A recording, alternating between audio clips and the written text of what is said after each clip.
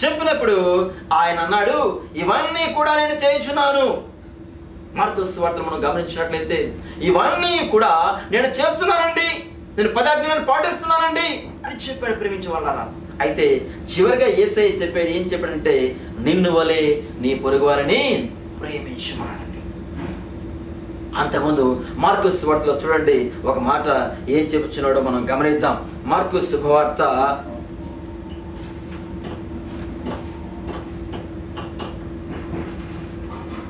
10 లూకా సువార్త గమనిద్దాం.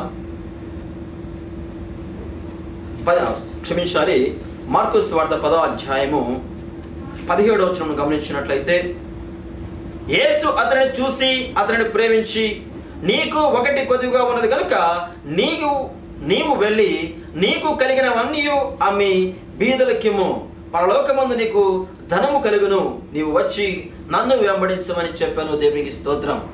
నీవు వచ్చి నన్ను వెంబడించుము, నీకు కలిగినటువంటి సమస్తాన్ని నువ్వు విడిచిపెట్టమని చెప్పినప్పుడు ఆ వ్యక్తి చేసిన పని ఏమిటంటే నిత్య జీవము కావాలన్నాడు. నాకు ధనము వల్ల సంతోషం లేదన్నాడు, ఆస్తి వల్ల సంతోషం లేదన్నాడు, అధికారం వల్ల సంతోషం లేదన్నాడు. కానీ చివరికి యేసు క్రీస్తు ప్రభు నీకు కలిగినది అమ్మి బీదలకు పంచిపెట్టము, నీవు నన్ను వెంబడించమని చెప్పినప్పుడు ఆ వ్యక్తి చేసిన పని ఏమిటంటే అతడు మిగుల ఆస్తి గెలవాడు గనుక దేవునికి స్తోత్రములు. ఏ ఆస్తి గెలవాడండి? మిగుల ఆస్తి గెలవాడు గనుక ఏం పుచ్చుకున్నాడట? ముఖము చిన్న పుచ్చుకొని వెళ్ళిపోయాను. క్రీస్తును ప్రేమించబడారా?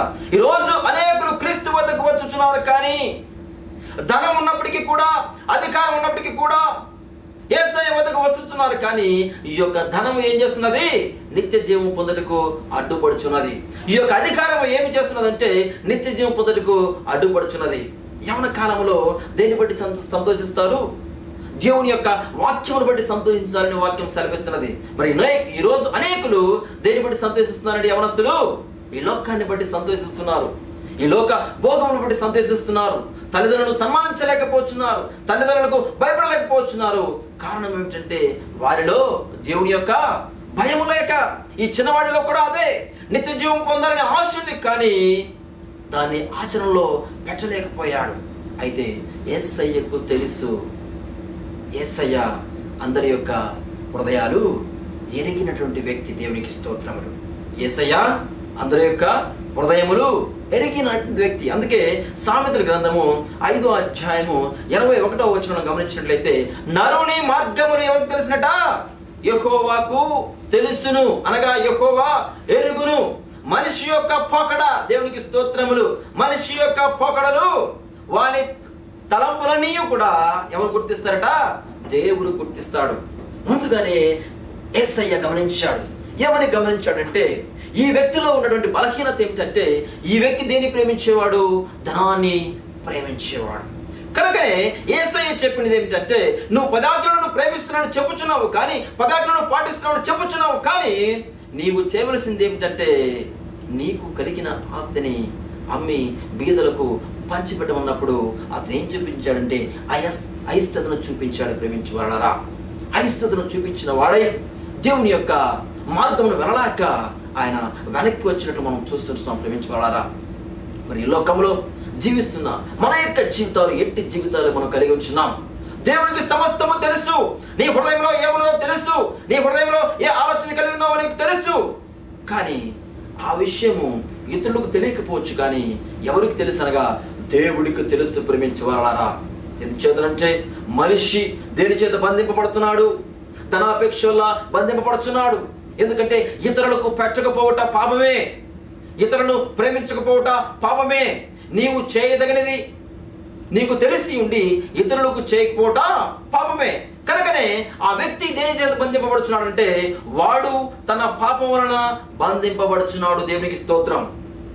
చాలా మంది అనుకుంటారు పాపం అనగానే ఏంటండి సేవకులు ఎప్పుడు పాపం గురించి మాట్లాడతారు అంటే, ప్రేమించు వాళ్ళరా, ఎందుచేతనంటే ఈ లోకం అంతా కూడా దేని చేత పట్టుబడుతున్నదంటే కేవలం పాపము చేత పట్టుబడుతుంది. ప్రేమించు వాళ్ళరా, తనంతట తానే పాపములో పడిపోతున్నాడు, తనంతట తానే పాపంలో పడిపోయి దానికి ఏమవుతున్నాడంటే బందీ అయిపోతున్నాడు. ప్రేమించు వాళ్ళరా, అందుకే సేవకులు ఈ రోజు ప్రకటిస్తున్నారు. దేని గురించి ప్రకటిస్తున్నారంటే కేవలము పాపం గురించి ప్రకటిస్తున్నారు. ఎందుకంటే పాపం వలన వచ్చు జీతము మరణం అని చెప్పి ఏ ఆత్మ ఆ మరణంలో ప్రవేశింపకూడదు, ఆ యొక్క నరకంలో ప్రవేశించకూడదు కనుక యేసు క్రీస్తు ప్రభు తన యొక్క దాసులను ఎన్నుకున్నాడు.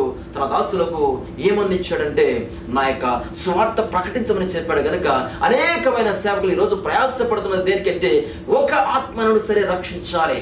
ఏ ఆత్మ నరకములో పడటం వారికి ఇష్టం లేదు. ప్రతి ఆత్మ కూడా నిత్య జీవం పొందాలి, ప్రతి ఆత్మ కూడా పరలోకానికి వెళ్ళాలి అన్న ఉద్దేశం కలిగి వారు ప్రయాసపడుతున్నారు. ఎందుచేతనంటే ఆ రోజు అపోస్తలుడైన పౌలుకు ఏమని చెప్పాడు అంటే దేవుడు అపోస్తలుల కార్యములు 26వ అధ్యాయంలో మనం ఒక మాట మనం గమనిద్దాం ప్రేమించవారా. అపోస్తలుల కార్యములు 26వ అధ్యాయము 16-18 వచనాలు అక్కడ రాయబడి ఉంటాయి, కలిపి రాయబడి ఉంటాయండి. 26వ అధ్యాయము అపోస్తలుల కార్యములు 26వ అధ్యాయము 16-18 మనం గమనించినట్లయితే వారు చీకటిలో నుండి దేవునికి స్తోత్రం హల్లెలూయా, వారు చీకటిలో నుండి వెలుగులోనికి, ఎక్కడ నుంచండి? చీకటిలో నుంచి వెలుగులోనికి, సాతాను అధికారం నుండి దేవునికి స్తోత్రములు హల్లెలూయా. ఎందుకంటే క్రీస్తునందు నా యొక్క ప్రియ సహోదరుడా సహోదరి, ఈ రోజు ప్రపంచం అంతా కూడా, ఈ లోకం అంతా కూడా, ఈ లోకములో ఉన్న ప్రతి వ్యక్తి కూడా సాతానుకు బందీ అయిపోయాడు, వాడి యొక్క అధికారం కింద ఉన్నాడు. ఎందుకంటే యేసయ్య యొక్క చేతి నీడలో కప్పబడవలసిన ప్రతి బిడ్డ కూడా సాతాను యొక్క అధికారములకు దేవునికి స్తోత్రం. దేనికి లోబడాలండి? సాతాను యొక్క అధికారముకు లోబడి ఉన్నాడు. కనుక దేవుని వైపుకు తిరిగి, దేవునికి స్తోత్రములు, దేవుని వైపు తిరిగి నా యందలి విశ్వాసము చేత పాప క్షమాపణ పరిశుద్ధపరచబడిన వారిలో స్వాస్థ్యమును పొందినట్లు దేవునికి స్తోత్రములు. ఈ లోకములో సాతాను యొక్క అధికారంలో ఉన్నారు కనుక ఆ యొక్క అధికారం నుండి దేవుని యొక్క అధికారం కిందకి రావాలి కనుక వారు ఆ జీవితంలో జీవిస్తున్నారు. కనుక నేను నిన్ను ఎందుకు ఎన్నుకున్నానంటే వారి అందరి ఒక విశ్వాసము చేత దేవుని యొక్క స్వార్థను అందించి వారి నుండి పాప క్షమాపణ, అంటే వారు దేవుడి వైపు తిరిగి నా యందలి విశ్వాసము చేత పాప క్షమాపణ పరిశుద్ధపరచబడిన వారిలో స్వాస్థ్యం పొందినట్లు వారి కన్నులు తెరచుటకై నేను నిన్ను వారి ఎదుకు పంపేదనని చెప్పాను. దేవునికి స్తోత్రములు. ఆనాడు అపోస్తలుడు పౌలును దేవుడు ఏర్పరచుకున్నది ఎందుకంటే ఈ లోకంలో అనేకులు చీకటిలో జీవిస్తున్నారు, అనేకులు సాతాను యొక్క అంధకారంలో బంధకంలో జీవిస్తున్నారు. కనుక నేను ఎందుకు నిన్ను ఎన్నుకున్నానంటే, ఎందుకు నిన్ను ఏర్పరచుకున్నానంటే వారి నుండి, ఆ అధికారం నుండి తప్పించిన కొరకే. కనుక ఈ రోజుల్లో అనేకులు ఆ రోజు అపోస్తలుడైన పౌలుకు మాదిరికరముగా జీవించాలని, అనేక ఆత్మలను రక్షించాలని దేవుని చేత అభిషేకింపబడి నాడు మరి పాపం గురించి ప్రకటిస్తున్నారు. కారణం ఏమిటంటే పాపం వల్ల వచ్చే జీతము మరణము. క్రీస్తునందు ప్రేమించే వాళ్ళారా, అయితే ఈ యవనస్తుడిలో ఉన్న బలహీనత ఏమిటనగా ధనాన్ని ఉపేక్షించలేకపోయాను. అయితే నా ప్రియ సహోదరి సహోదరుడా, వాక్యం ఇచ్చిన నీవు ఎందుచేతనంటే ఈ ధనము ఉగ్రత దినమందు అక్కరకు రాదు. ఈ ధనము ఉగ్రత దినమందు నీకు అక్కరకు రాదు. ఆస్తి అక్కరకు రాదు, ధనము అక్కరికి రాదు. ఎందుకంటే నిన్ను ఎవరు విమోచించలేరని చెప్పేసి వాక్యము సెలవిస్తున్నది. కీర్తన గ్రంథము 49వ అధ్యాయంలో గమనించినట్లయితే 7వ వచనం మనం చదువుకుందాం. కీర్తనలు 49వ అధ్యాయము 7 నుంచి 10 వరకు చదువుకుందాం ప్రియులారా. చదువమ్మా. ఎవడును ఏ విధము చేతనైనను తన సహోదరుని విమోచింపలేడు. దేవునికి స్తోత్రం ప్రేమించే వాళ్ళారా. ఎందుకంటే ధనమే కాదండి, ఎవ్వరు కూడా విడిపించలేరు. పాపములో ఉన్న నిన్ను ఎవ్వరు విడిపించలేరు. నువ్వు అనుకుంటున్నాయేమో నీ అధికారం విడిపిస్తుంది అనుకుంటున్నాయేమో, నీ బంధువులు విడిపిస్తా అనుకుంటున్నాయేమో, లేకపోతే నేను గొప్ప ఈ దేశానికి, ఈ రాష్ట్రానికి, ఈ గ్రామానికి నువ్వు పెద్ద అనుకుంటున్నావేమో, కానీ ఎవ్వరు నిన్ను విడిపించలేరు. ప్రేమించవలరా.